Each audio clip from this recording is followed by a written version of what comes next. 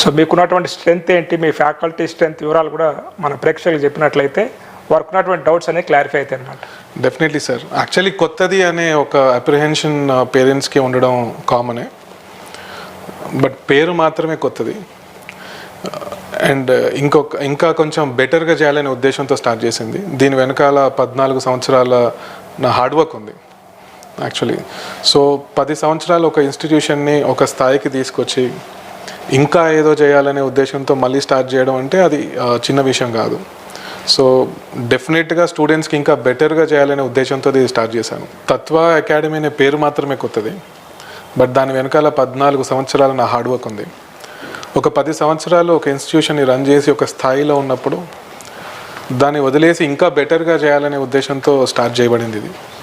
So దీన్ని కొత్తదానిగా చూడడం కంటే దాని వెనకాల ఉన్న 14 సంవత్సరాల నా హిస్టరీని చూస్తే పేరెంట్స్కి ఇంకా బెటర్గా క్లారిటీ వస్తుంది.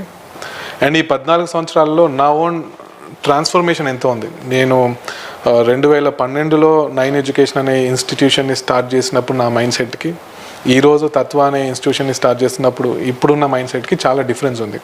As a person I was just 24 when I started that institute. Okay. So ఈ 14 సంవత్సరాలలో సో నేను చాలా నేర్చుకున్నాను. ఆ నేర్చుకుంది అండ్ అప్పుడు స్టార్ట్ చేసినప్పుడు నాకున్న కుటుంబ పరిస్థితులు కానీ, నేను పెరిగిన వాతావరణం కానీ, ఏదన్నా ఒకటి చేయాలి, బాగా సంపాదించాలి, సొసైటీలో ఒక మంచి పేరు తెచ్చుకోవాలి, ఒక మంచి ఫినాన్షియల్గా ఒక మంచి స్థాయిలో ఉండాలి అనే భావన ఉండేది టీచింగ్తో పాటు. అంటే టీచింగ్ అంటే డెఫినెట్లీ ప్యాషన్ ఉండేది, బట్ నేను సొసైటీలో ఒక స్టేటస్కి వెళ్ళాలి ఇలాంటి మైండ్ సెట్ ఉండేది నాకు. But over the period of time ఎప్పుడైతే ఫినాన్షియలీ కొంచెం స్టేబుల్ అయ్యానో, సో దీంట్లో ఇంకా అంతకంటే వెతుక్కోవాల్సింది ఏం లేదు అని నాకు అర్థమైంది క్లియర్గా. సో ఈ ఫినాన్షియల్ సాటిస్ఫాక్షన్ అనేది చాలా చిన్నది, బట్ అసలైన సాటిస్ఫాక్షన్ ఎప్పుడు వస్తుంది అనే దాని గురించి నేను వెతకడం మొదలుపెట్టాను. అప్పుడు నాకు ఇంకా చాలా విషయాల పట్ల క్లారిటీ వచ్చింది. అండ్ ఈ 2022లో ఈ ఇన్స్టిట్యూషన్ నుంచి బయటకు వచ్చి ఒక 2 సంవత్సరాలు నా మీద నేను చాలా వర్క్ చేసుకున్నాను.